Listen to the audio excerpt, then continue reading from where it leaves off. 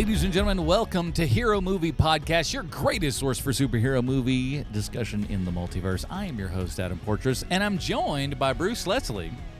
I'm a prickly pear, and just like Marvel, I also am no longer producing any new content for Netflix. No new content for Netflix anymore. Do we roll a tear? We'll find out this week when we review Jessica Jones Season 3. We're doing the whole darn thing here. Unfortunately, as you've heard, there's no Sean Koufax this week, but that is okay because we have a pinch hitter in this week from the Unspoiled Network and a member of our Patreon group. Krista, welcome back yet again to HMP. I'm doing a princess wave. So yes, Sean he did mention it previously. He didn't mention it for this episode. We are having some contention about that in the pre-show and Dinger Zone. We'll talk about those in just a second.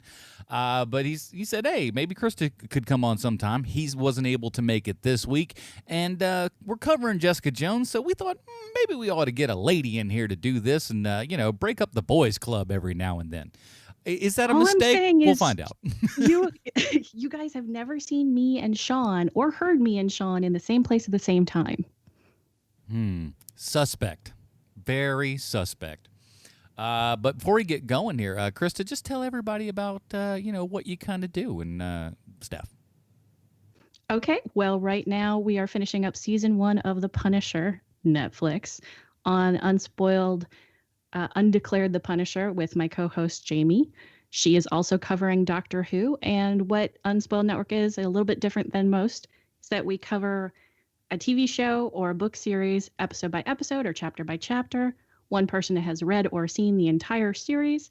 The other person is going through it being unspoiled. So you get to listen to all the theories and wacky ideas that the other person has, while the person who knows what's going on is trying not to laugh. And go, you idiot, that's what you think is going to happen? What are you, a moron? And then, and then you're like, well, I guess that's not the thing that's going to happen because you seem to be ridiculing me. Well, now, the best moment, I think, the funniest moment that most of our listenership has enjoyed is that the woman who had never read any Harry Potter and was in her 40s when she finally did, was that when they got to the point of what different Patronuses were for the different Harry's dad and his friends, they got to prongs, and she guessed lobster. Well, for the record, I have never seen or read anything in the Real Housewives franchise. So if you need someone unspoiled for that, give me a call. Bruce, I would do any podcast with you.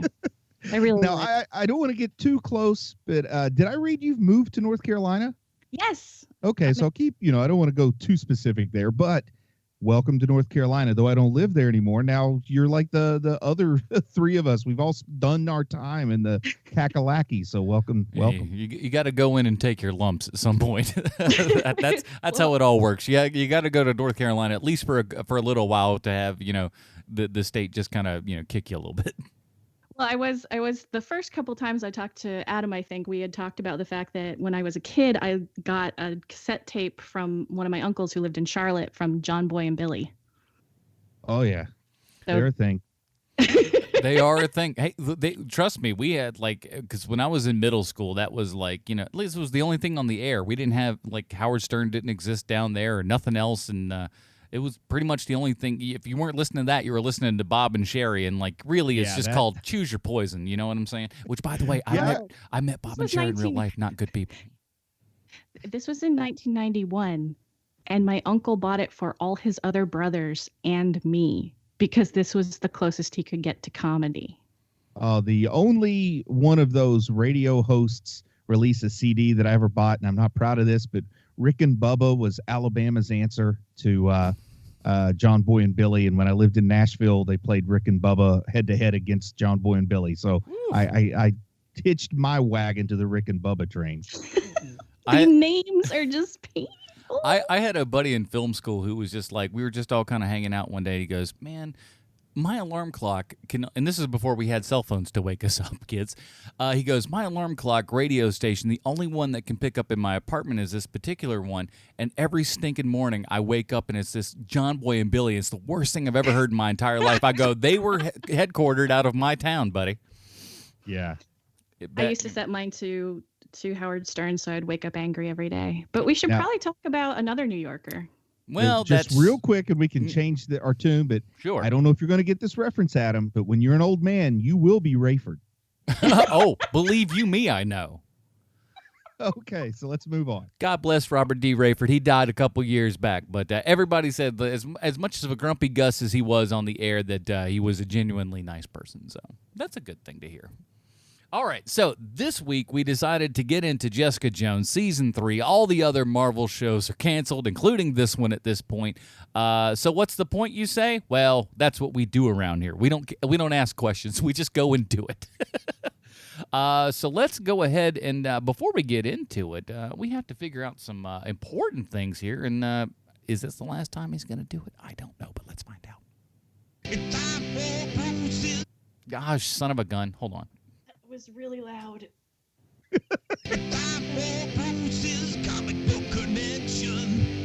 There it is. All right. Bruce, what do you got for us this time? Fool Killer. Fool Killer first appeared in March 1974 in Man-Thing issue number 3. His first incarnation was a man named Ross G. Everbest, who wanted to kill a real estate developer and a disc jockey. The Everbest Fool Killer was killed himself after only 2 issues, but the Fool Killer torch was soon picked up by a man named Gregory P. Salinger 3 short years later. Now, Greg Salinger, imprisoned for disorderly conduct, heard the story of the first Fool Killer from his cellmate. After being released, Salinger stole the Fool Killer's equipment and assumed his identity using the, quote, purification gun, end quote, to kill a number of people in New York, including the supervillain Blockbuster, not the video chain, which also is dead now. But Salinger then set about killing fools, as the name would suggest. Fools were people he described as guilty of materialism and mediocrity, or anyone who lacked a poetic nature. Good thing I spit mad rhymes, so Fool Killer won't commit Bruce-related crimes. But the Defenders tried to arrest Salinger by persuading him that he could join them as a superhero. Unfortunately, Salinger had decided the Defenders were fools after their failure to capture another supervillain, and Salinger didn't appreciate their ruse. And he also proceeded to burn down the Defenders' headquarters. As a student at Empire State University, Salinger made friends with Peter Parker, but wound up fighting Spider-Man. When a homeless person pointed out that only a fool would try to fight Spidey, Salinger had an existential crisis and tried to kill himself. He failed. He failed, and I think the Suicidal Failure song by 80s skater band Suicidal Tendencies was based on him. Due to his lunatic nature, once Fool Killer was apprehended, he was sent to Central Indiana State Mental Institution in Weldon Creek, Indiana. Wow, they got weirdly specific in Bronze Age Marvel Comics. Now, to the best of my knowledge, the comics never explained how Salinger escaped Indiana's 4th most secure asylum, but a few short years ago, he reappeared as a member of Deadpool's Mercs for Money, which is a redundant name if you think about it. Yeah. While with the group, Salinger acquired a degree in psychiatry, which led to him becoming Deadpool's personal therapist. Fool Killer's signature weapon is the previously purification gun, a pistol capable of shooting a laser beam that can totally incinerate a human being within seconds. He also fancies himself an accomplished poet, though most folks who read his work would say, nah, not so much.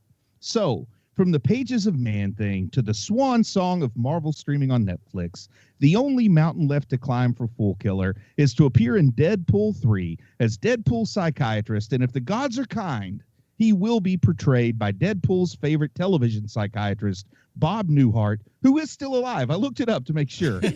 He is. He is still alive, and according to my sources, he does have an opening in his schedule. Oh. Oh my God.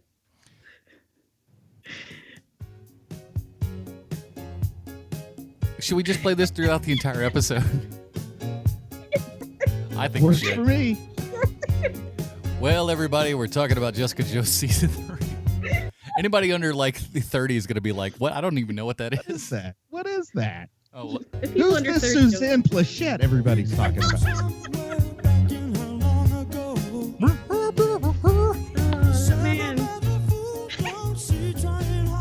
I don't know why Michael McDonald has a career. Anyway. I thought he owned a bed and breakfast in Vermont. What do you mean, psychiatrist? Like, people aren't even old enough to know the second Bob Newhart show, much less the first. My name is Larry, and this is my brother Daryl. Yeah, my other brother Daryl. Thank you. All right. But we also have a trailer for this movie. We do indeed. Let's go ahead and hit up Bruce's big trailer.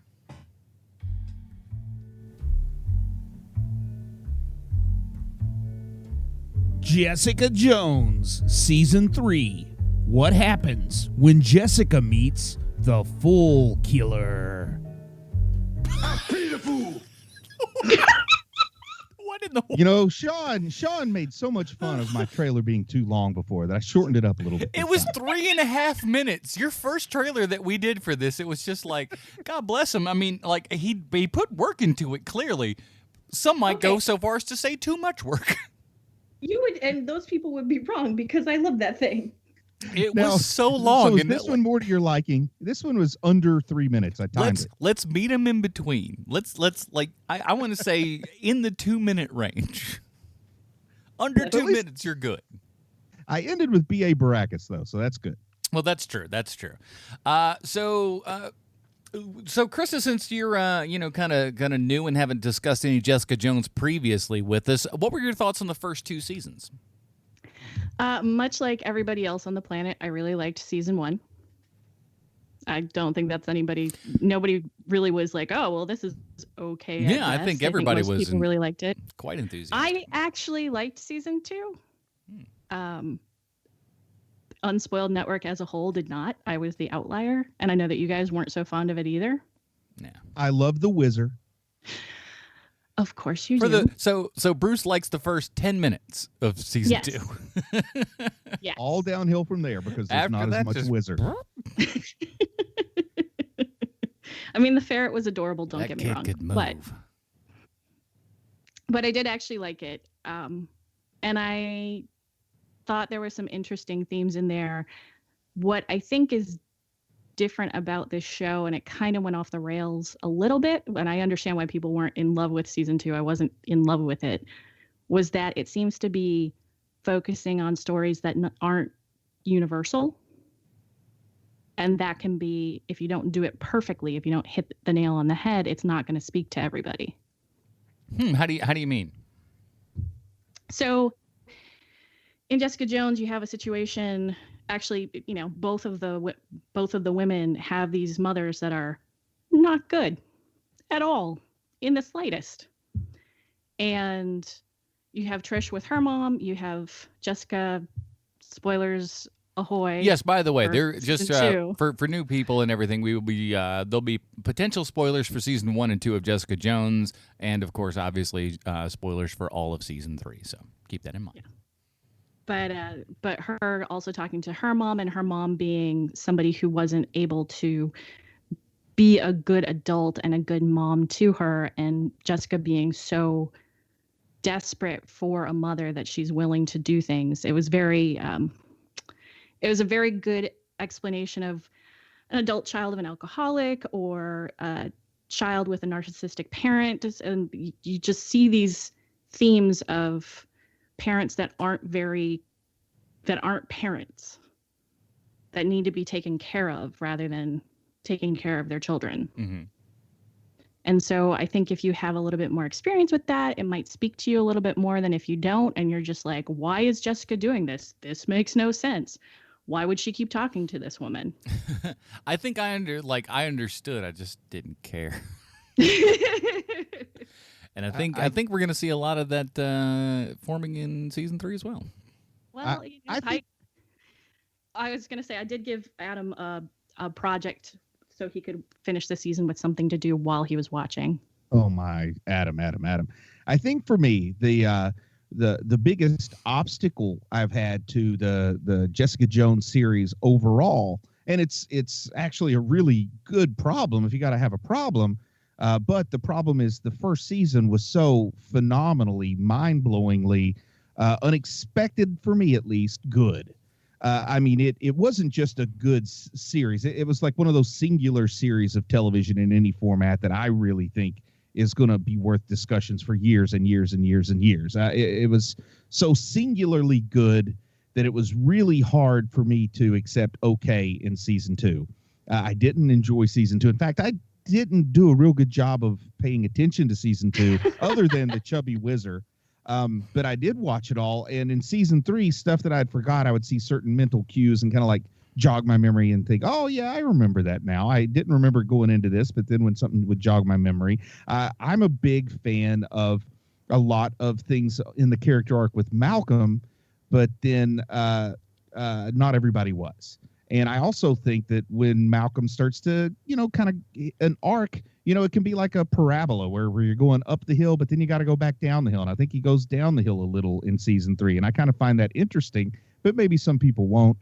But overall, season 1 was a really, really, really special season of television for me. Season 2 was something that was okay, but I wasn't going to be satisfied with okay, unfortunately. Like if it was any other property, it would have probably, put that on the CW. It's the best show they've got. But Except season for all the 3, F-bombs.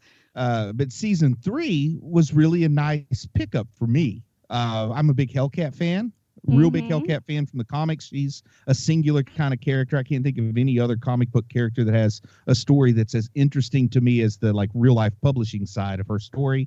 And I like it that she's really as much a focus as anyone in season 3 here. And I also like the way that she followed. I don't want to spoil other properties, but she followed an arc that some other strong characters have followed and people haven't been happy with. So I do like that sort of you're behind them getting their power. You really like seeing them be a superhero. Then I also find it interesting when they go too far and you have to take them down. So I like that kind of character arc for some of my characters. Not all of them. It'd be pretty old if it happened to all of them. But I like that movement. And once again, just kind of to recap, season 1 was so good that season 2 was almost destined to leave me unsatisfied. Also, such a great villain in season 1. And season 3, maybe I think it's better than I would have because of how I was unimpressed with season 2. And also, I spent a long period of time like remembering that Laurie Metcalf played her mom in season 2, which she totally didn't, but she did play. It was a lady that kind of looked like her. Yeah, but Laurie Metcalf, while season 2 of Jessica Jones was out, Laurie Metcalf had a guest run as someone's mom on Supergirl, and I just, conflagrated those two roles in my head. But I would have really liked it if Laurie Metcalf had played her mom. Can they go back and reshoot that? Both actresses have a similar kind of look, so like I can definitely forgive that. I mean, they look. I'm sorry, I should have said Emmy winner Laurie Metcalf. Oh yes. Yeah, there you go. Yes. I'm kind of the same. I mean, that first season was so good.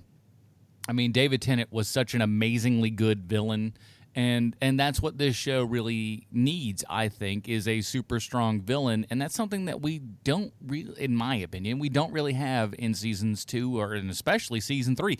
And I'll go ahead and put it on the table now. Season 3 made me long for the mediocrity of season 2. Well, good night, everybody. We're done. I'm sorry. I got a weird text on my phone while you were talking. But anyway, no, it's okay. This season just made me want to tear my hair out. Well, it definitely, I think it's a very strange thing for a Netflix show to be unbingeable. Yeah, I think that is strange. Jessica Jones' subject matter, though, even from season 1, it's emotionally tough. So it's not a bingeable show just by design, I think. Unless you really want to get inside Jessica's head, which I think binging season 1 the way I did, staying up way too late at night and things kind of helped me do better. But yeah, that is a drawback on a Netflix show if you don't really feel yourself needing to see the next episode. Same problem I had with Punisher, too heavy for me. Well, and if you compound that on top of the fact that we are aware that all Marvel shows, including this one now, are a no-go. We're finished. This is it. And so we are kind of like we're heading to a finish line that can't. There's nothing enticing us. We all wait to the end of Marvel movies to see whatever the end credit thing is because we want a tease. We want a little something else, And there's nothing at the end of this rainbow. Also, Netflix, Marvel, everyone involved really just threw this one out there. I mean, this one slid way under our radar, Adam. We didn't I know even it like slid under the radar of other people. We didn't even really know. It was like one of those things of like, hey, this Jessica Jones is dropping on Monday, and you're like, okay, I didn't even realize they were doing a season 3 at this point. Yeah, that's exactly what I was like. But, I checked it out first chance I got. I think it would help to know before we get too much further into discussing the season. I've gone on the record as saying like I'm very pro Hellcat as a character, and I happen to really like the actress and the portrayal and the writing of Hellcat in this show. I think what you feel about this season is going to be pretty closely interlaced with how you feel about Trish Walker, Patsy Walker, Hellcat. Maybe you guys could kind of give us a little insight into how you feel about that character in general, because that might let us know ahead of time if this season was a lost cause from square one. Well, I think that I would probably be more in your camp for enjoying the character. The time I met you at Dragon Con, Bruce, my Sunday costume that I didn't end up putting together because I got tired and ended up being massively sick was the early Patsy Walker comic book character. And if for folks who don't know, if you think of Archie comics, that's kind of what Patsy Walker was. That's exactly what it was. Yeah.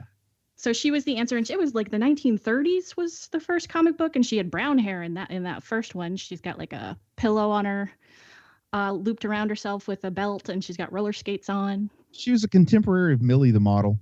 Mm-hmm. Oh, okay. Say no more. So I've always liked that concept of the character, that she actually, she was another redhead, but she kind of led an entire comic book series for a really long time against, a guy being in charge of the comic book. It's named Patsy versus Archie. So that's kind of neat. Yeah, 1944, golden age character, a sort of a teenage soap opera. I don't know how you would describe Archie comics to folks if they don't know what Archie comics are. But Not there were, like Riverdale.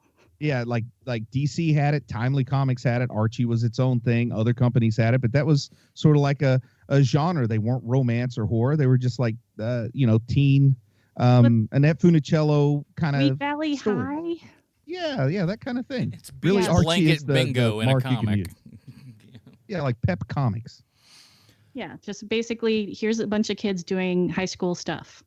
What have you thought about Patsy Walker? I was never in favor of the change to Trish, but it made sense in the story. What did you think about Trish Walker as portrayed on the Netflix show there, Krista? Up until these seasons, I liked, of course, she's much more likable in season 1.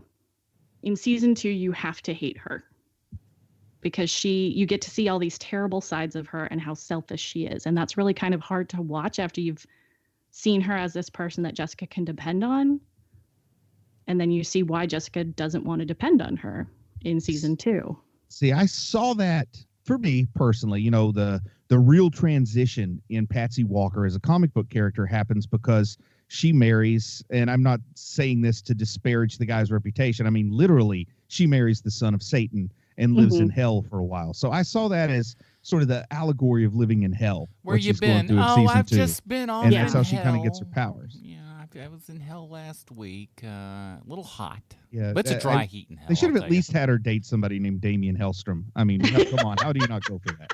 It's true. Well, then she doesn't get the superpowers from doing something even worse.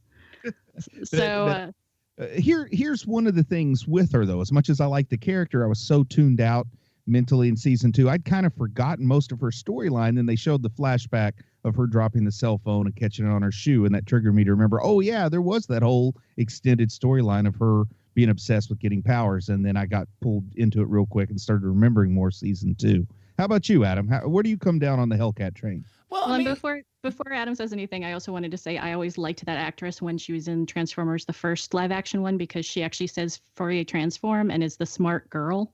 She's Australian. She does a really good American accent. Yep. like in the Michael Bay Transformers film? Yeah. Yeah. She was the one who was not Megan Fox, if that helps you out, Adam. She's the good looking one. Listen, Michael Bay puts a lot of good looking people in his movies, so I think she's fine. Like, I mean, I did like her. I liked her in the first two seasons. It definitely the show plays its hand a little bit early and kind of lets you know that this is definitely going to be a Patsy heavy season, you know. And I like the catching the phone on the thing on her foot there, and then her doing it again and screwing it up and dropping the phone, and like I like while she's there trying on all the outfits and doing the training and stuff like that, I'm digging it. I'm down with all of this stuff, and then everything just goes, you thought you were going to get a superhero show? No, we're going to give you a soap opera. Sorry. But that's what.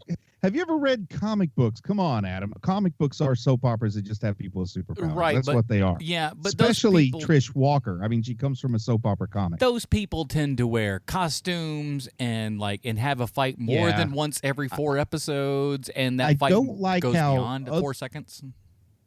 I don't like how, other than Daredevil, all the Marvel Netflix stuff seems to be afraid of costumes and nicknames. Like, that bugs me. Like, Daredevil leans into it, and consequently probably the most well-received overall of any of their properties. But in all the rest, they really seem to be afraid of nicknames and costumes. That's what was That's what was so cool about Daredevil Season 2, especially because he finally got the red suit, and he was doing all kinds of crazy stuff with the canes and them just going back and forth, and, him practically flying through the air, swinging on stuff and everything. It was like, holy crap, they really go, we don't care that this is a comic book. This is a comic book. Shut up and love it. And we did. Which, entertainingly, then the Punisher goes and wears his costume and you don't like it. No, the Punisher wears his costume, then destroys his costume in episode 1, only to wear it again at the last episode. I mean, he needed to stick with it once he put it on. That exactly. No, he's not wrong. It's just like, and you'll agree with this, Bruce, I think, is that there is a level of things in comics where iconography is very, very important. Yeah, for me at least. 100% on that. And I understand on screen you got to tone some things down, but you still can have a costume. You can put Danny Rand in a green tracksuit, and a yellow bandana. There were so many cool little art pieces that people did, going hey, this is what all of these people could look like and stuff. And especially Iron Fist was one that, and they never had the guts. Oh, sorry. No, go ahead. What did you think of Luke Cage's suit at the end? In this show? Yes. In season 3, I thought it was fine. It was a really, I've been dying to know what's up with Luke Cage since the end of season 2 of Luke Cage, because I think that really gave us some very interesting stuff to explore, and they didn't explore it in Daredevil or Iron Fist at all, which I felt like they should have. And I thought maybe they would explore it a little bit here, but they're just leaving us to assume for all eternity that Luke is a crime boss now. But the suit worked for me. I like that suit. It just the felt interesting thing is that they found out Daredevil had an entire season storyboard up for season 4 when they got pulled. They were ready to keep going. So when everything got pulled, none of these storylines were planned to end. Right.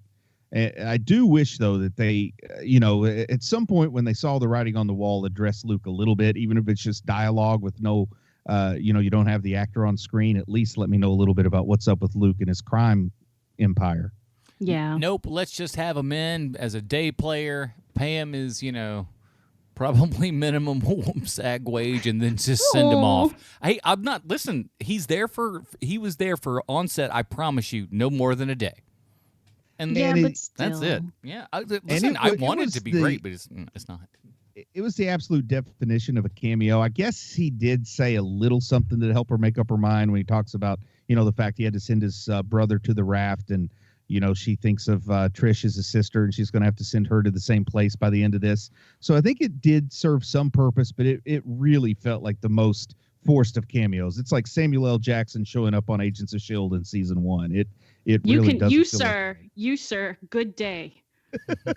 It just does not feel organic. Which time when he showed up on Agents of S.H.I.E.L.D. season 1? The one episode I watched, I guess. Okay, then. Good day, sir. I say good day. Here's the thing, but that's a different story and he's been the first person to say, and he says it quite often, Sam Jackson will do anything for money. So as long as they gave him a paycheck, Sam Jackson was showing up to that set. You know what I mean? It was cool in the parts that you guys didn't bother watching. Yeah. It was pretty cool. Oh, well. Anyway, this is not the Dr. Dandu show. Indeed. Now, I've got another question for you guys. What do you think about the new characters that are introduced here? Because there's only so much you're willing to get invested in a property that is gone after this season. But what'd you think about Eric? Eric Geldon, was that his name? Yeah, Eric Geldon, the the charming rogue that I guess you could call him a romantic interest for Jessica. I don't think you call anybody a boyfriend in Jessica's world. Was that the guy down the hall with the kid? No, that was Eric. season 2. Eric Geldon. He's not in Eric season 3 too. Eric Geldon does appear in the comics, and his comic book character was inspired by Uri Geller, and you can see like the similarity in the name Eric Geldon and Uri Geller. Oh, Lord. But he's a character with ESP in the comics, but here he has sort of an empathic link to people. He can determine evil or evil deeds. I don't know if it's evil deeds, evil intentions, or both. I never quite understood how his power works, but I know it makes your eyes bleed. What if somebody just had a bad salad or something for lunch and they weren't feeling too hot, and he just, goes like, this guy's up to something, and all it was just, some bad ranch or something. Plus, go ahead. No. He also seems to imply at one point when he's recovering from eye bleeding and nearly dying, that when Jessica's around, he actually makes her she makes him feel physically better because she is such a good person. Yes, you know what they say, opium is the opium of the masses, and she's the opium of Eric Geldon.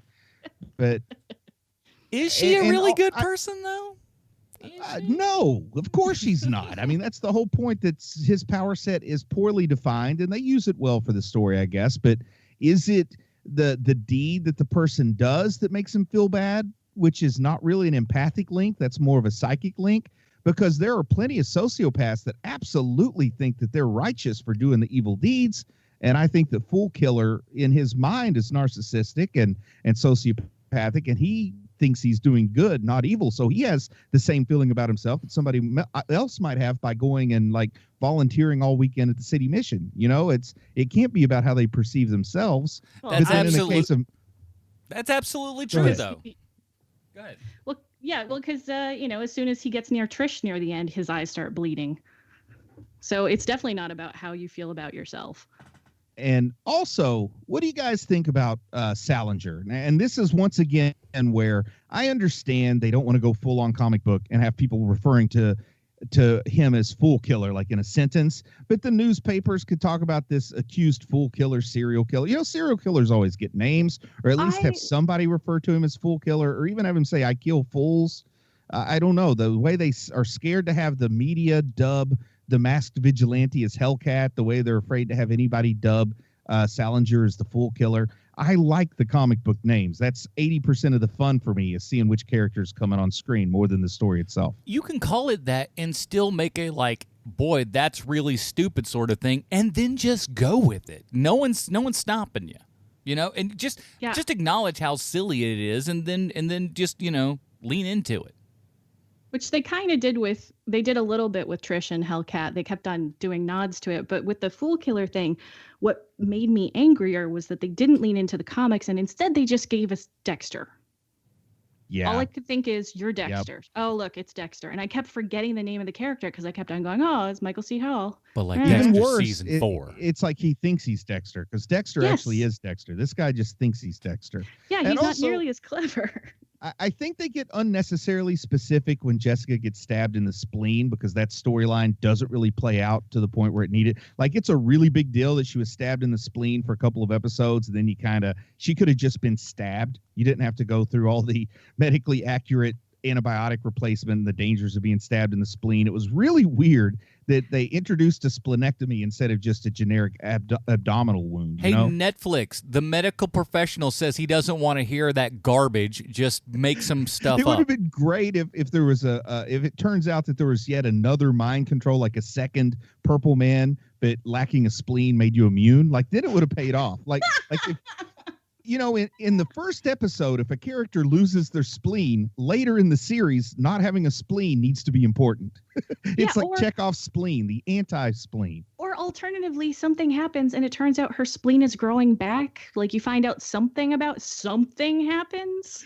Or she goes for the world's first spleen transplant surgery, and Fool Killer sneaks in and pretends to be the doctor. Now that is some soap opera stuff right there. Pulls down the mask and it's just him, and then just goes nuts. I like it. Listen, again, that would bring a level of brevity to this show that is not there.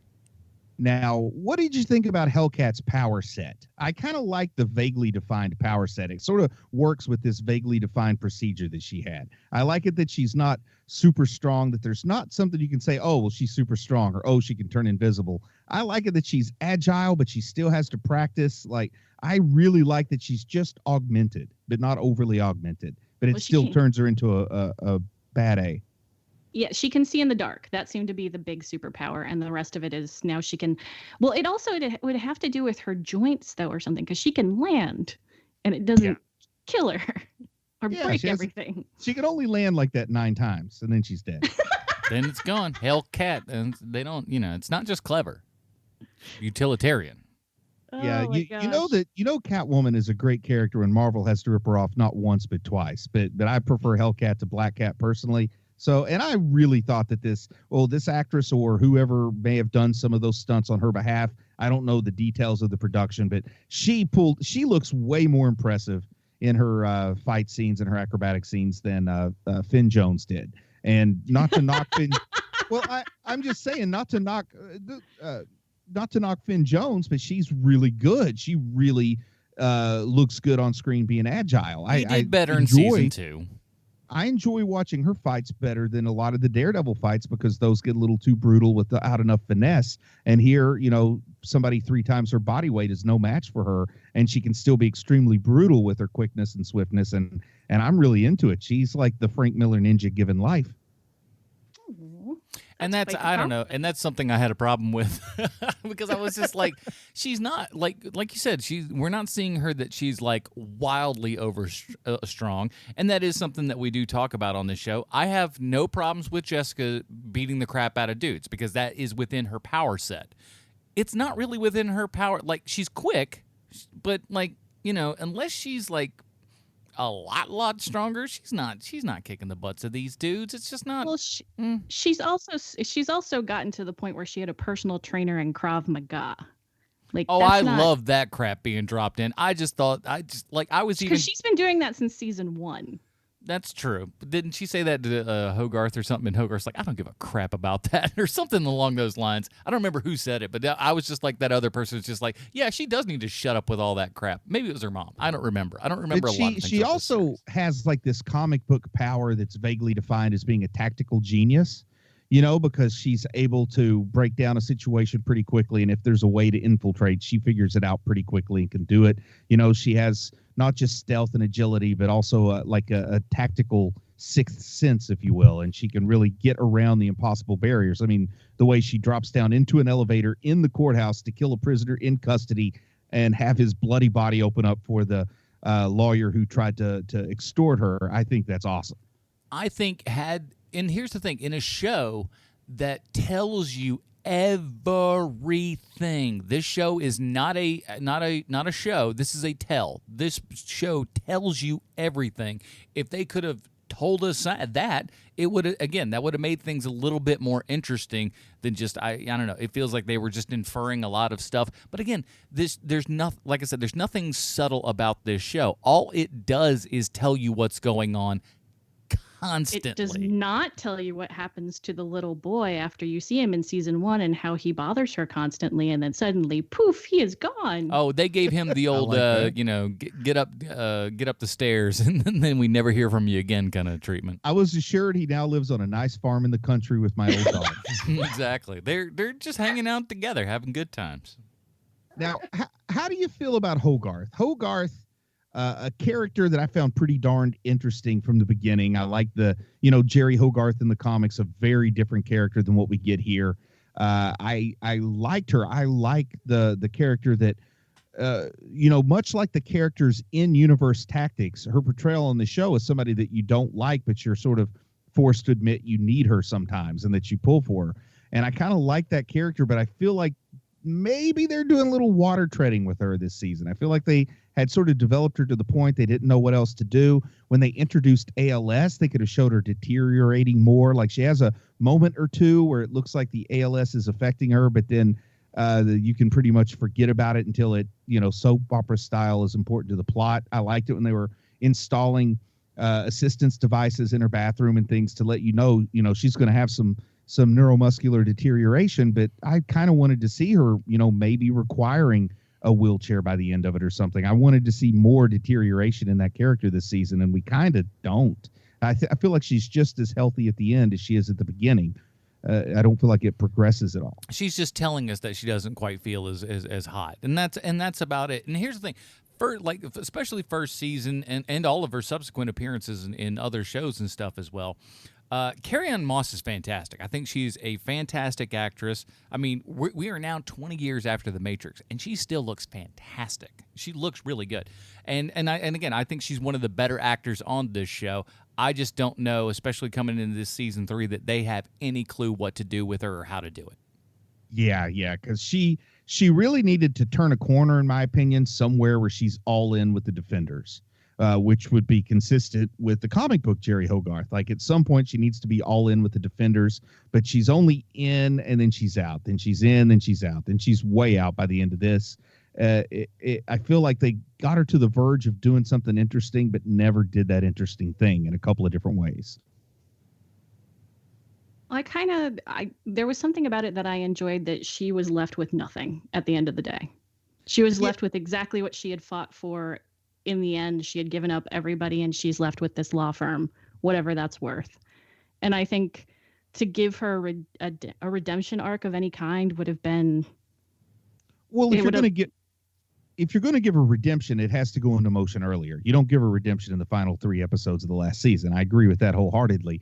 But also, and they did pretty good punishing her, but she was never quite a villain. She always lived in that gray area in between, never a hero, but a useful tool. Not so much full on villain really till this season. And I'm glad she let David Tennant out. That's true. And pretty awful. She also then, she apparently cheated on everybody, but also, kind of murdered her wife and all these other things. She was on a level of 1 to 0. I would want to see the headache that she gave Eric. Yeah. She's definitely the soap opera type of bad person, but they're, if we need her to do something heroic here and there for that week's episode, we can do that. But I felt like they got her close to the verge of some interesting things. I think having some kind of redemption with the price would be good. Like, she ends up in prison, in a wheelchair, very dependent, but she is finally like doing some good from where she's at. I think there could have been something interesting. I really think seeing physical deterioration give her a change in perspective might have been interesting. Once again, I wanted to see her paying the price of ALS, which is a horrible, horrible thing for anybody to have to go through. And this makes it seem more like MS, which is also bad, but they make it seem different than ALS. Yeah, it seemed like they didn't want to. I don't know. I've been trying to think of the word the entire time that you brought this up, but they didn't want to not glamorize it, but just exploit. They didn't want to exploit it. They didn't want to exploit it, but they still could have portrayed it more accurately. Or, you know what? How about you just don't deal with that condition? But at least they didn't have her like jumping up and down at the doctor's office in the last episode. They did more tests. It's only lupus. That would have been. And I got to say, it's got to, if I was her, and I don't know, who knows, this is on the contract, but she rarely even leaves that room. Man, I would just feel so trapped as an actor. I mean, like, I understand that it's kind of part of the character in a sense, but like, all right, well, don't leave this set, by the by. That can't be good for you as far as from an acting perspective. That's just me. Speaking as somebody who has been in situations where they can't leave home much because they're going to hospitals and stuff, that actually would probably inform her character more than anything. Would you call that entertaining? You know who would have loved the Hogarth role, Adam? I got a good idea. I think Bruce Willis wishes. Bruce Willis in the Jerry Hogarth role for the would be wheelchair amazing. in season 1. He'd be like, "Yo, can I get like hit by a truck or something so my legs don't work no more?" He has to lie in bed the whole series. Oh gosh, I'm telling you, that's arrogance. That's where it all started, man. He got lying back, and he's just like, "What am I standing up like a sucker for?" ALS would be perfect. He wouldn't even have to do line readings. They get one of those robot voice boxes to do the line readings, and he just sits there. Yeah, it just gets a little Stephen Hawking's voice box, and there you go. That is ultimately what Bruce Willis is going for. I do love Hogarth's office, though. It is gorgeous. What do you think about Trish clinging to celebrity, and she's on the Home Shopping Network? Like, first off, that's perfect because if it's good enough for Joan Rivers, it's good enough for Trish. But also, is the Home Shopping Network like a thing now? It's still wildly a thing. It's kind of unbelievable, but it's as big as it ever was, man. Just about.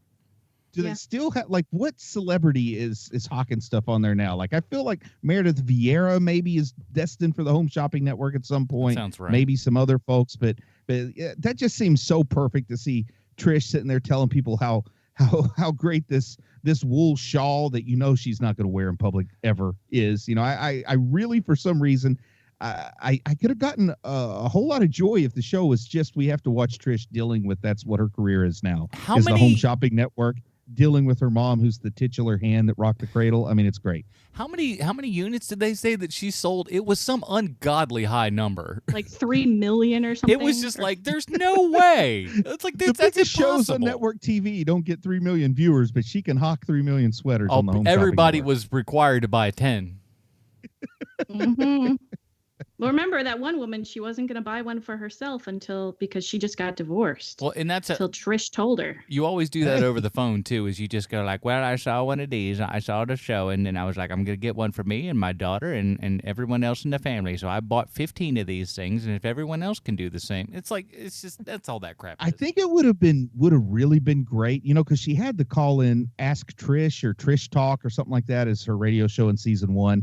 If it had really shown that she had gotten to the sleazy level of celebrity, and this was an infomercial dressed up like a call-in show where people call in and tell them about their problem. You know what you need to do?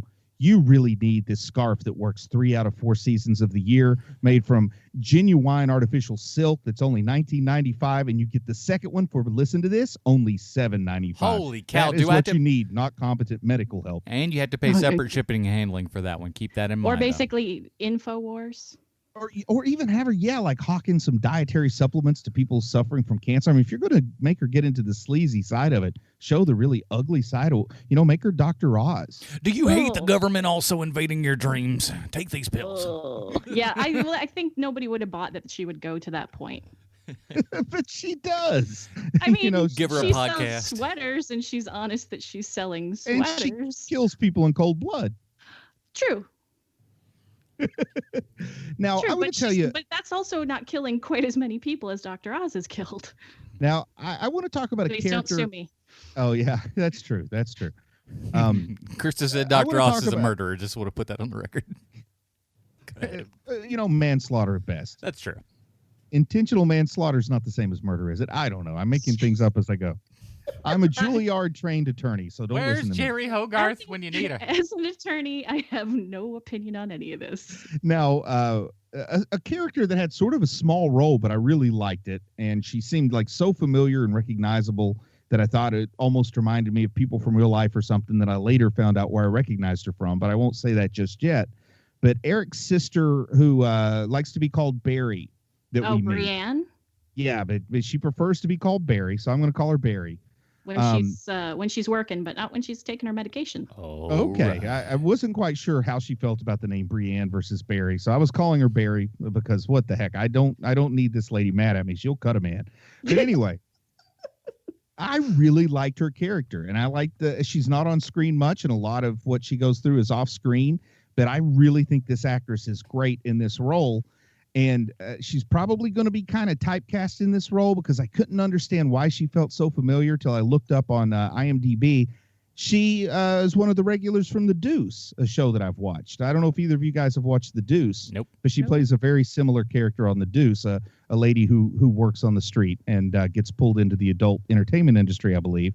But it's a very similar character, but she doesn't get the kind of I don't know. She doesn't get the kind of three-dimensional treatment I feel like she does here. For somebody with a small part, I found that character very enjoyable and looked very real. Too often, TV show people, both men, women, children, whatever, are just, they don't look real sometimes. And something about Barry kind of looks real to me, and I like that. Well, let's talk about a character that I started off liking in season 1, and by season 2 kind of started it, but really season 3 is the worst. I hate Malcolm so much. I think there's a lot of good things to have in that conversation because I was talking about Malcolm before, that his character arc is kind of like a parabola where he's he's really, really a bad person in a bad place, and he gets really, really good, and then he gets bad in a different way. And I think I don't know if I'm going to say it's a well-written character, but I find him to be an interesting character in that he manages to find three different aspects of who he is in the 3 seasons, 3 very different incarnations, if you will, of Malcolm in the 3 seasons. Fastest junkie recovery in history. You've never seen anyone get off a smack and turn their lives around in such a fashion than you did with that character. We have had this discussion offline where I have pointed out that the reason he was on drugs was because of Kilgrave, and that perhaps, although they reference that he has an addictive personality, he might not. It might have been that he was literally mind controlled. But I don't care. That's fine. But if you're putting smack in your veins, you're still not having a good time afterwards. You're just not. You know, and Jessica puts him in a room and he has to like get it out of his system, which it doesn't stay that long in your system. It's just hell to go through. I understand. But like everything changed I think about a lot him of so much. aspects. Now, I'll agree that things move very quickly because oftentimes recovery, you have a lot of false starts before you get where you're going. That's just how it works. But the show's only 3 seasons, so they need to. Let's just assume that what we see is attempt number 75 and not attempt number 1 for him, and this is the one that works. I'm just saying, when Eric Clapton had to get off of heroin, he had to go to a farm. Well, Malcolm Malcolm is not a man of means, and he's in a part of New York which has a very low density of farms. So he did it the best he can. But the way they portrayed him in his recovery, I really liked in season 1. I really like to see the change in Malcolm and the way that he was really, going through that 12th step pretty hard, really digging into it and becoming a person who was very dedicated to helping others. And then he slowly transforms into a person who maybe starts to adopt someone else's idea of success instead of his own, and then he's kind of trying to rediscover who he is. He's only known him the addict and him the addict who's in recovery, but he's never really thought like, who is Malcolm? I'm not either one of these extremes. What the heck am I? I kind of enjoyed their exploration with Malcolm. A little melodramatic at times, but I like the way. Just because you get rid of this one really, really terrible monkey on your back doesn't mean that you're not capable of making other bad decisions in the future. You know how you get over that little character, all these problems and everything? You know how you fix that? Just pop off your shirt, everybody. That's all you got to do. Bruce, you're wearing a shirt right now because according to this show, all you got to do, to be an interesting person, just pop off that shirt a couple of times. You're good to go. But get a little eye candy. And then, look, it's fine. He's a good-looking guy. But like that's like 3/4 of his character is called I'm kind of a smarmy, douchey, guy who helps a lawyer, and let me pop up this shirt for a hot second. And Krista and I were talking about this a little bit off air and everything. This show and don't take this as a disparaging thing, and I think she would agree with this. This show is for ladies, ultimately, I think. Am I wrong? I think it's for, I don't know. I think it's for humans. I just, it feels like it's a more lady-centric thing. And I did a little research, and actually, it's a good thing, by the way. I'm not saying that this is a bad thing, but the majority of the episodes for this season were either written or directed by women. I think there were maybe 1 or 2 shows that had both a man as a writer and director, but there were several that had both women as writer and director, and then sometimes there's a woman writer, man director, woman director, man writer. It went basically 50-50, as if that were how the human species worked out. Yeah, but funny how that works. But you see how this season turned out. Yeah, and not the so best hot. Episodes ones by Jane Espenson, who wrote for, if you know anything about the episodes that are the best of Joss Whedon's series, she's the one that wrote them. Oh, cool. Which Joss Whedon series? She wrote for Buffy and Angel and so like all of them then. I'm Firefly sorry. And very cool. Very cool. Yeah, she's pretty great. Personally, I thought this season was pretty consistent. I didn't really feel a lot of highs and lows when I was watching it. Unlike most Marvel seasons, I usually feel those highs and lows. Even season 1, which was a phenomenal season, there were some episodes I thought they maybe were trying to just fill up an episode. But I felt like it was pretty consistent. So I didn't notice, I don't even know who directed which episodes. I think it felt pretty consistent all the way through. I'll also say I never really noticed that Malcolm took off his shirt, so maybe that's something you need to look into. I'm just Adam. saying, no, come on. There's no possible way. That guy's shirt is off 75% of the time in this thing, and it is clearly to show eye candy for ladies. And there's a couple other dudes that are constantly popping shirts. They just don't care. All I got to say, you want to get my vote on the old Nielsen book? You needed Wizard to pop his shirt off because that would have caught my attention. He'd get a little truffle shuffle action. Everyone needs to be portrayed on screen, and the Wizard is my surrogate in this show. They'll never do that, Bruce.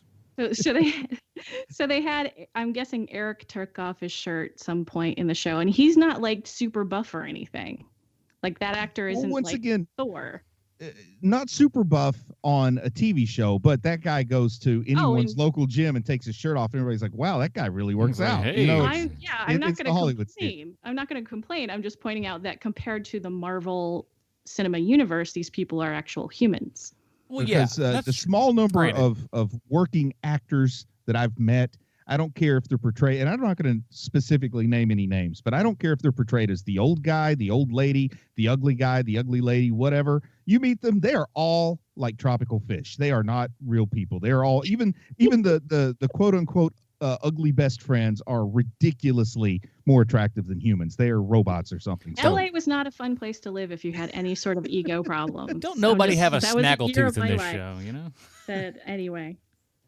No, I think that's fair to say. I'm just saying, I don't like, out of those two guys, was there anyone else? And I don't even remember it that much. The thing that bugged me that I think I mentioned to you, Adam, was why is Kristen Ritter constantly in a white tank top and a black t-shirt bra as if it is 1997? Because she's a punk rocker. I'm not supposed to give away this kind of insider information, but somebody called Sean Koufax up and said, "What do you think Kristen Ritter should wear?" And for some reason, he likes that combo on her. I don't know. I think he likes her or something. Well, next time you talk to Ed Brubaker, could you ask him what he thinks? I'm going to have to ask him how he knew Bucky wasn't dead first. So I don't know if he'll have time for this. I'll say this, though. Like, I mentioned it. I'll mention it on the show as well. Jessica's filled out a little bit here, and I didn't realize that, and Krista informed me that apparently Kristen Ritter at some point was in the early stages of pregnancy during this filming. Is that right? Don't ask me. I have no way to know that. Yeah, so that's actually one of the reasons there probably weren't quite as many fight scenes. Because I'll tell you this. I think she still did pretty darn good. I saw it at the bebeginning, man, and listen, this show's got a lot of butt shots from her. They just do, like it or not. It's just what's there. I think. And she filled out like the early, for the ladies. She filled out those jeans a lot more this year. I know the early Defenders promotional photos were all like, look at the Defenders and Jessica's butt. Like everybody's facing the camera. She's around backwards looking over her shoulder and somehow has her butt thrust up to her mid back. I know that there was some prosthetic work going on there or something. Some digital altering. You deal with what the Lord gave you, you know? Exactly. That's why I get so tired when they take my photo at work. They always want to get me from my backside looking over. They're like, could you give us that kind of what's the name? We know of how to suntan lotion? Enrollment. Come out here, Bruce. Tighter khakis. I want him so he can't breathe. I can't breathe. Well, did you guys notice any, since especially Adam, you're talking about how it's written for the ladies, did you guys notice any sort of similarities and themes with this and Captain Marvel? I didn't, but that's no surprise. I can sometimes miss some themes, but I didn't think of Captain Marvel once when I was watching this. Listen, I Captain Marvel's fine. I just don't, Because one of the things that I found hilarious was when you have Hogarth and then you have Fool Killer. I'll call him that. How's that feel, Bruce? Better? Much better. There you go. And Fool Killer says to her, "Start proving you're as good as you say you are." He's saying this to an attorney who is so well known in New York City that her name hits the news constantly. She has her own firm and she can't be beaten. You're making a real good point because that does absolutely parallel what's his face from Captain Marvel. I can't remember the character. Well, I'm trying to think of his universe name. I can't remember. It's one of those weird, Cree names that's got a hyphen in it or whatever. But more what I was seeing is the parallel of how, Kilgrave had the direct ability to control your mind, and this guy is trying to be Kilgrave without the supernatural aspect. That's kind of the parallel. Like, in my mind, I'm watching this, and maybe I'm just trying to stretch it to fit the mold I want it to fit, and not what it does fit. But I'm looking for parallels between Fool Killer and Kilgrave, because there was a part of me that really thought in some way something about Kilgrave was going to come back in this season, because that's kind of like, in movie trilogies, the villain from the first movie shows back up again in the third movie, even if it's just a hallucination, like Ra's al Ghul showing up again in The Dark Knight Rises and stuff. So that's kind of what I thought was going to happen. The Death Star blows up in Star Wars, and then it blows up again in Return of the Jedi. Yeah. So I was looking for parallels to Kilgrave. So I didn't see parallels to other characters. But yeah, I mean, it makes sense. I think that it makes sense because that is a real world phenomenon that happens all too often, right? Please go back to the well of your good stuff with him. That would be, it's a voiceover that was probably left over from when they brought him in to do the VO for season 2 or whatever. It's just, and sadly, I saw him listed as a special guest star in the season, and I thought he would have more. I really thought I was going to get something more, even like in season 2, how she's having like these mental flashbacks of Kilgrave. I just thought something like that was going to happen. He was there for one day. He was there for one day in season 2, and they couldn't even get him on set for season 3. That's the rung of the ladder we're on right now. Well, he's busy doing his Scrooge McDuck voiceover, isn't he? It's true. Yeah, it takes a lot of work. Hey, while you're doing that Scrooge McDuck, could you say this one line for us? We'll give you, $5,000. It would have been great if they just, it's all Disney at the end of the day, if they just used his actual Scrooge McDuck lines. It's like suddenly Kilgrave has that heavy Scottish accent, and he's really talking about how he can't stand Duckburg for some reason. Like he actually has a very thick Scottish accent. Although he's in a new show with Haley Atwell. Oh, I love Haley Atwell. Right. It's very happy. He's also in the Netflix thing. It was interesting that Amazon, but the Fool Killer, that was pretty much his theme, was constantly saying, well, you didn't work for this, and you didn't work for that, and you didn't do this, and you didn't do that, and look at all the degrees I have, which I laughed, because we all know that intelligence and number of degrees are totally, they totally go together, especially when they're all associate levels in every different version. But I'm still on the line. You're aware. That was just such a weird thing. But the weird thing is you have Jessica, who, yes, she can punch and jump, but she doesn't make her living punching and jumping. Right. She makes it drinking and scowling. She makes her living with the minimum competence of a really in-stage alcoholic, but that's a story for another day. She drinks more than Tony Stark ever did in the films. I also find it interesting that as much as this show is really jumping into character development, character changes, I look at everything they've done with Malcolm, they have never had anybody seriously address the fact that Jessica has crossed over from the point of functional alcoholic to just an alcoholic in the course of these 3 seasons. It's true. And that's something that's strangely just been totally ignored and not dealt with. And I don't know, maybe I'm a little confused about it. Maybe that was the plot of season 4. I don't know. It got to the point. She's seeing she's seeing another alcoholic who's also a gambling addict and a couple other things. Who does she have? Her employee is going to tell her what to do. There's nobody in her life who cares. But even the show could deal with those consequences. You hit rock bottom. You can have insight from within. It doesn't have to come from without. That's why they call it insight, not outside, I guess. But I really feel like I kind of wish they'd had dealt with that in some way, shape, or form. Well, it at least becomes had a her acknowledge punchline. that, she wants to try to stop and she finds that she can't, or she finds herself using the excuse. I mean, it's just played up like Spleen could have done it. But it's played up like 80s noir, where it's expected that it's just cool. It's like how it used to be cool for people to smoke, and now it's not. But with her, now it's cool to drink ridiculous amounts of bourbon on a weeknight. I mean, that is a ridiculous problem. And if she were in any other line of work other than superhero and minimally competent detective, she wouldn't be able to keep this up.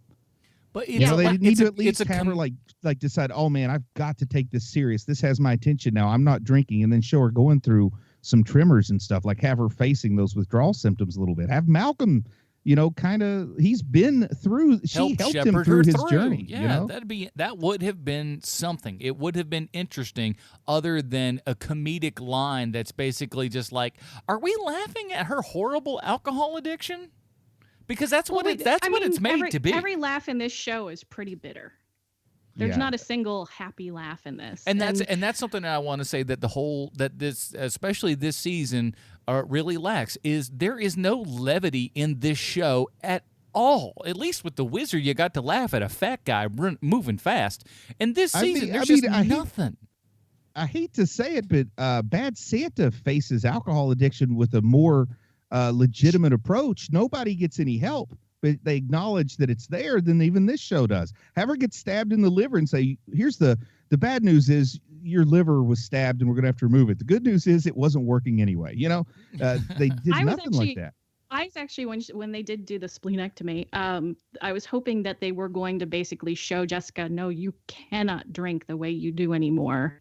And she's going to keep wanting to numb herself and it getting her actually sick like a person would. Yeah. I just wanted to see the scene or two where she decides on her own that she's not going to drink and she has some kind of withdrawal symptoms. You're complaining about not seeing it with Malcolm, but I wanted to see it a little bit with Jessica. Like, it doesn't have to be as dramatic as heroin withdrawal would be, because it's not, but it can still be pretty scary and frustrating. And it's so easy. Every time you walk past a gas station that sells a 6-pack, you got to deal with, do I want to go through this withdrawal or pick something up? Oh, but Keystone Light is on sale, and that's saying something. Yeah. I think that, and a lot of this stuff I'm being more harsh on because I know this is it. This is the last hurrah. This is the swan song. The stuff that hasn't been addressed won't be. That's something I kind of wish they'd just, found some way to at least let's acknowledge that being a functional alcoholic isn't a punchline to a joke. Like me, I'm no good in the mornings. Me until I've had my first cup. It's almost like, don't talk to me till I've had my coffee. They're doing that with drinking a fifth of bourbon. But Marvel does that. It has done that over and over again. I mean, if you look at Ragnarok, that was the big punchline with Valkyrie. Yeah, she did drink a lot, but again, there was she was you having also fun. Can build the argument there. Maybe we're dealing with Asgardian physiology in outer space with Romulan L. I don't know, but I think that they kind of have some emotional breakdowns with Thor in Endgame where they pay it a little mind. Maybe it's because it's a guy instead of a lady. They deal with it differently. I don't know, man. I don't know what's going through their head, but I would have kind of liked to see Jessica have her own demon in a bottle storyline. It would have been a good season 4. What did you guys think of the new secretary assistant? I liked her. For what little, I mean, she wasn't on screen much. She wasn't asked to do much, but I always like the secretary who doesn't pay any attention to the boss. It's like, oh, you're going to fire me where will I ever find another job this good? Oh, she was like the one in the first 2 episodes. I almost thought I dreamt that.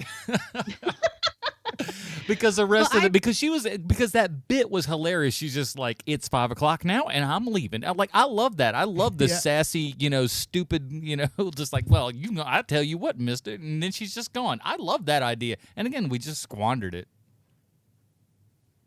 And I also like this in a show that shows how Hogarth is awful to her own employees, that we see Jessica making that same mistake. I mean, she's awful in a different way, but she's still awful to her lone employee. She was so bad to Malcolm that he left her and went to Hogarth. He found Hogarth's awful to actually be better than Jessica's. It kind of shows better. It shows a little bit of a lack of insight on Jessica's part yet again. That would have been interesting to have her have that shocking realization that, oh my God, I'm as bad as these people I hate in some way, shape, or form. Well, the other part of it, though, is that the actress that I'm trying to remember, Jillian or something like that was her name. I feel bad that I don't remember the character's name, but her name in real life is Anish, and so Anish Sheth. But she had that moment right as she was trying to quit because Jessica had been so terrible, but Dorothy had just died. Yeah. And she says, a person with empathy, blah, blah, blah. And then Jessica looks up and says, a person with empathy. And then Jessica actually apologizes. Yeah. I guess you know what? You point out a great spot that I missed. But if I missed it, maybe they could have done a better job with it. I don't know. Yeah. No. I'm kind of lumping this in with never addressing the fact that she has serious problems with her drinking. No. I totally agree. I was actually more thinking I really liked the fact that they had a trans actor and then just never mentioned that the character was seemed to be just, this is just a character. We're not going to talk about everything about her since it's the last day of Pride Month. Yeah, great. Now, when they're That's- hearing this, it's not. It's over. No, it is. It's the first. But and I'll I mention think that's that later wonderful. in the That's a tradition that goes back to a horrible TV show, but they dealt with it equally well. Well, maybe not equally show. well. I Bosom honestly- buddies. No, well, Legends of the Superheroes. The actress who played Giganta is a well, I think she's passed away now, but was a trans woman. One of the early reassignment surgeries in America happened to that lady who was an actress, a successful actress, did such a good moved to San Francisco. Her first job in entertainment was as a Marilyn Manson impersonator, did such a good job that Marilyn Manson herself came to, not Marilyn Manson. Monroe. My goodness, listen to me. I was Marilyn just Monroe. like, is there a market for Marilyn Manson impersonators? Marilyn Monroe. Boy, Marilyn oh boy, Monroe. that's But very Marilyn different. Monroe, Norma Jean herself came to see the lady perform. And then the lady was cast as Giganta in Legends of the Superheroes.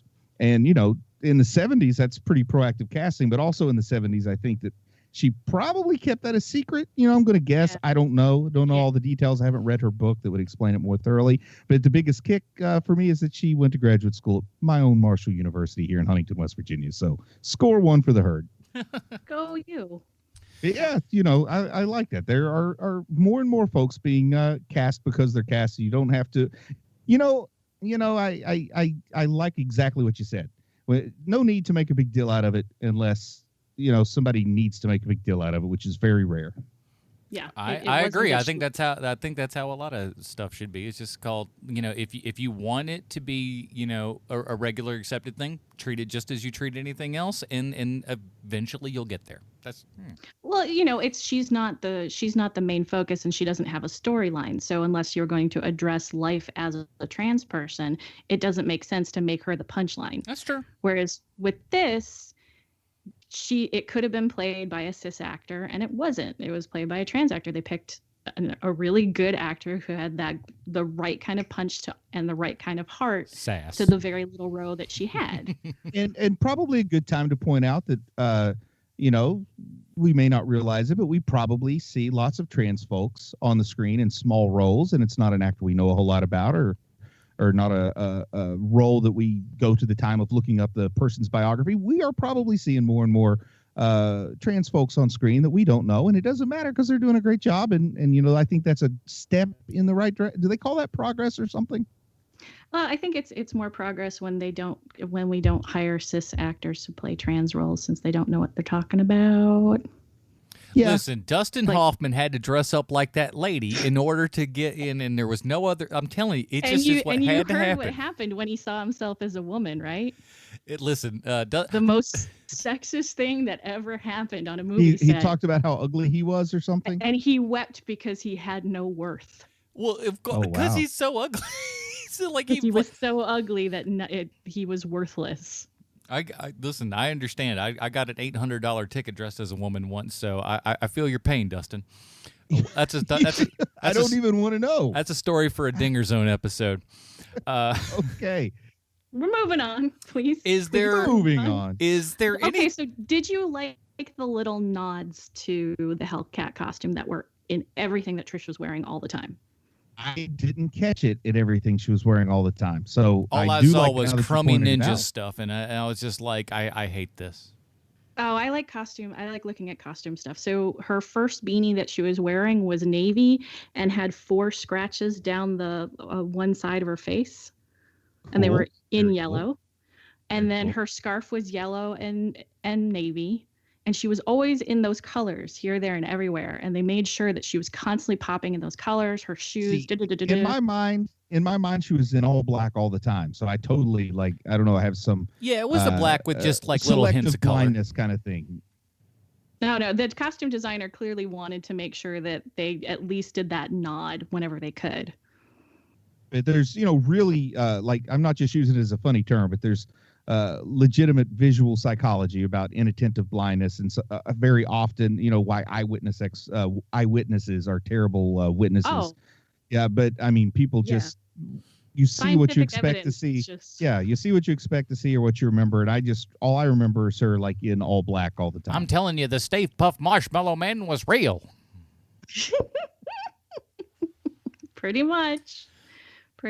So there were, I mean, as much as it wasn't what what would be the most fun and the most fan service. There was still the costuming department in the Marvel series has done a great deal has put in a lot of effort to try and bring those things in subtly for each of the characters. I was upset Foggy wasn't in this season.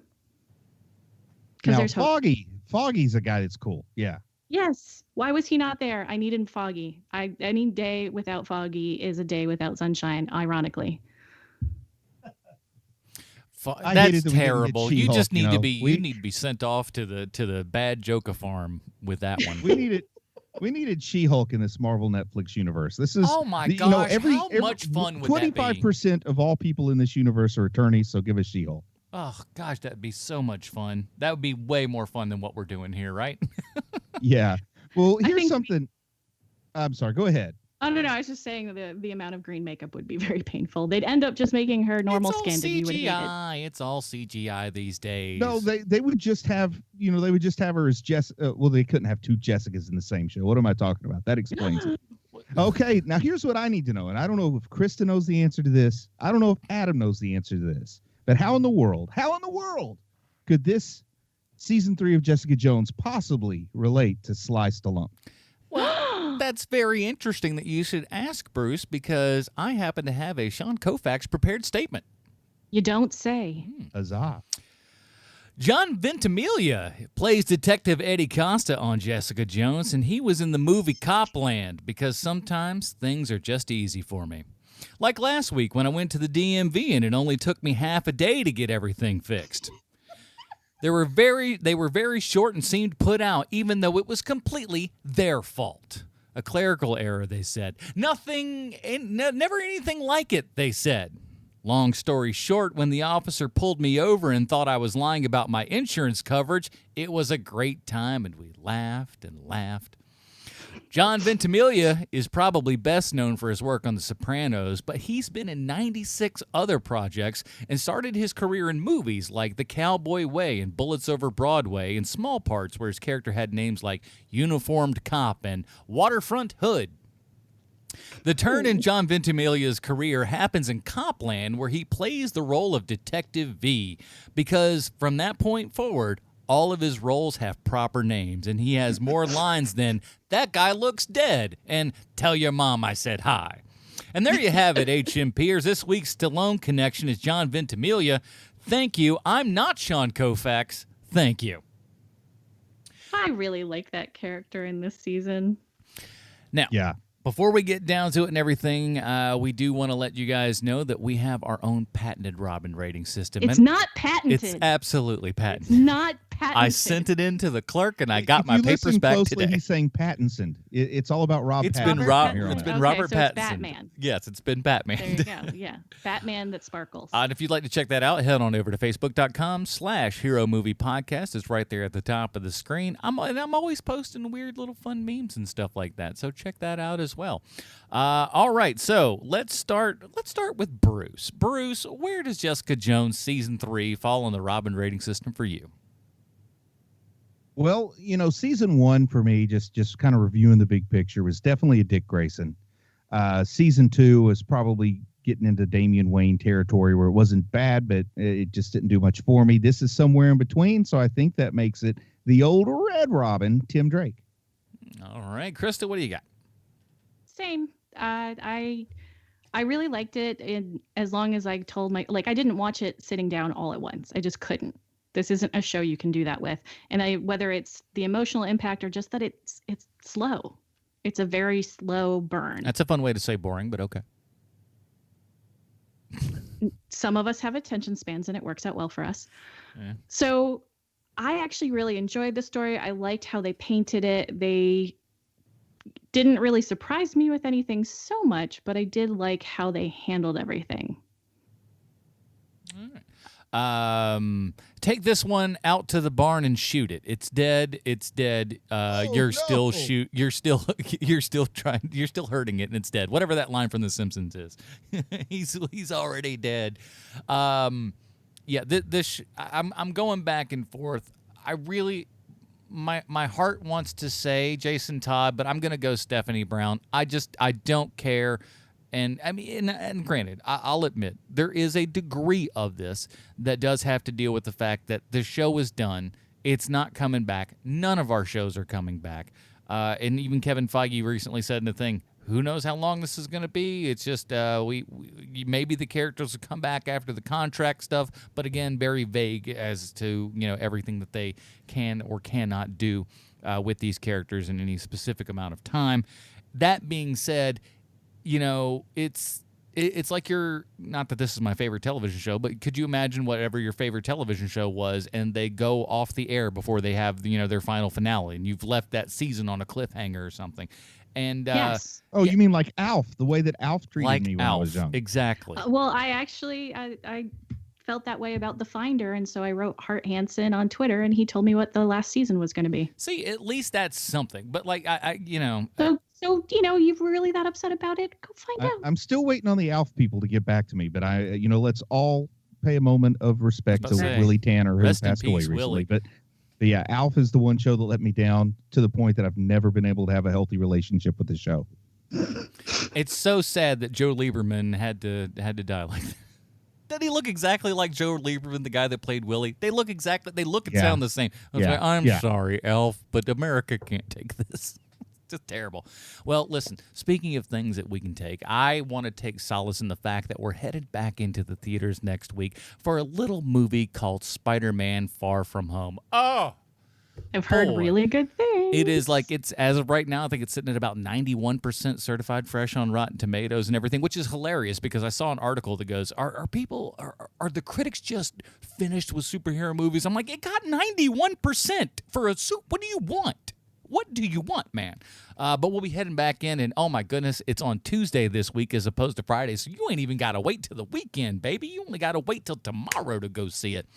So we, of course, encourage you to go out and see that and come back here when we're talking about it next week.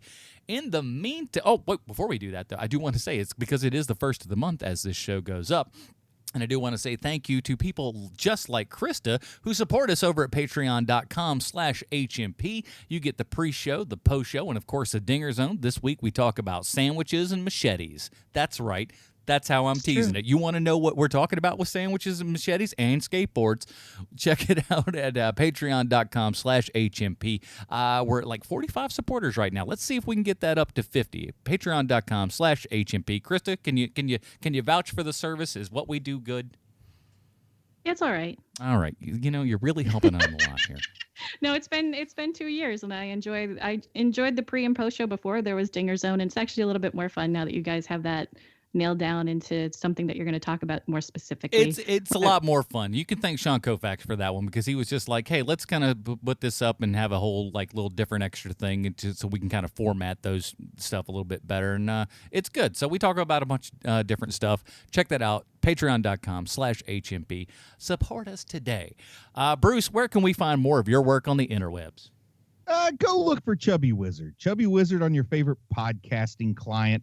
We had an episode we put up a couple days ago where we talk about our dream clothing. We really want just modular clothing with lots of zippers so you can modify it in ways that you never dreamed possible. For a comic book related show, it's a weird thing to talk about. You do own a pair of pants that zip off and go into shorts, don't you? Yeah. We talked about having the whole coverall concept, like the jumpsuit that goes from wrist to ankle, and you can zip off about every 2 inches until you get what you want. 2 Capris, inches. Shorts, Speedos, whatever, all the way head to toe. If you want, you can just have like you can zip out the middle part and have leg warmers and a harness, whatever floats your boat. Try America. walking into the Feel airport free. with all those zippers on, see what happens. Krista, where can we? Check that out and run over to Amazon.com because now would be a great time to read any book that I've written. Specifically, I'll plug Chubby Wizard: Wrath of the Manticore.